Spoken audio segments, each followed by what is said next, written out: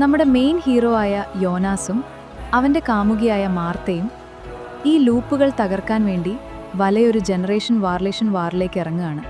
പക്ഷേ സങ്കടകരമായ കാര്യം എന്തെന്നാൽ ഫ്രീ വിൽ എന്നത് ഇവിടെ വെറും ഒരു തോന്നലാണ്. പാസ്റ്റ് മാറ്റാൻ അവർ ചെയ്യുന്ന കാര്യങ്ങൾ തന്നെയാണ് അവസാനം ആ ഫ്യൂച്ചറിനെ ട്രിഗർ ചെയ്യുന്നത്.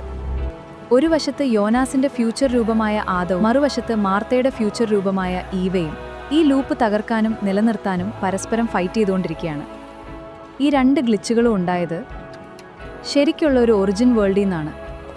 അവിടെ ഒരു ക്ലോക്ക് മേക്കർ നടത്തിയ പരീക്ഷണം റിയാലിറ്റിയെ 2 കഷ്ണങ്ങളായി മുറിക്കുകയായിരുന്നു.